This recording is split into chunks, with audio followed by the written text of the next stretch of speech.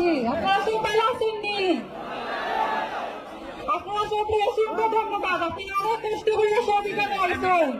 আর আমরা যত কেন্দ্রীয় নেতৃবৃন্দ আছেন তারা সবই আমরা 347 দেশ সিলেটে স্বাগতম। আমি আজকে গভীর শ্রদ্ধা ও ভালোবাসা নিয়ে এই সিলেটের মাটিতে আসছি।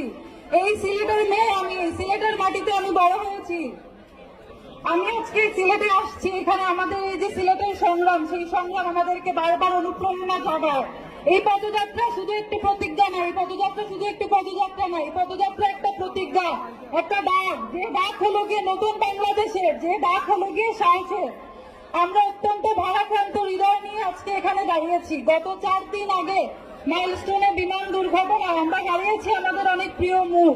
আমি সেই সকল নিহত পরিবারের প্রতি জানাই গভীর সমবেদনা এবং আমাদের যত নিহত ভাই বোনেরা আছেন এই মাইলস্টোন দুর্ঘটনায় তাদের আত্মার শান্তি কামনা করছি এবং যারা আহত আছেন তাদের দ্রুত সুস্থতা কামনা করছি।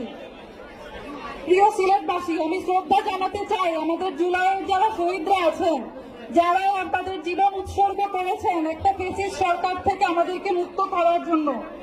তারা এই সরকার থেকে আমাদেরকে মুক্ত করেছিলেন বলেই আমরা লড়াইয়ের অনুপ্রেরণা পাই।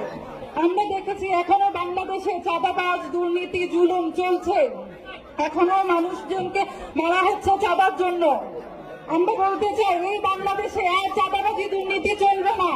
এই বাংলাদেশে আর কোনো পরিবর্তন চলবে না। এই বাংলাদেশ হবে শুধু আমাদের জনগণের। এই বাংলাদেশ হবে শুধুমাত্র আমাদের জনগণের, ক্ষমতা হবে জনগণের। আমি আরো বলতে চাই আমার যারা বোনরা আছেন তাদের প্রতি, আমরা মেয়েরা রাজনীতিতে আসতে ভয় পাই, আমাদের ভয় থাকে, আমাদের সামাজিকতার ভয় থাকে, আমাদের কত কথা শোনার ভয় থাকে। আমি বলতে চাই আমাদের মেয়েদেরকে রাজনীতিতে এগিয়ে আসতে হবে।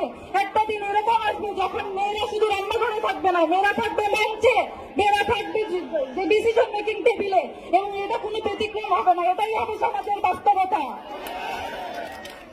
আমার স্বপ্ন খুবই সাধারণ। আমার স্বপ্ন হলো গিয়ে এই দেশ হবে একটা সুস্থ, নিরাপদ, দুর্নীতিমুক্ত বাংলাদেশ। এই দেশে কোনো গরিব শিশু বঞ্চিত থাকবে না।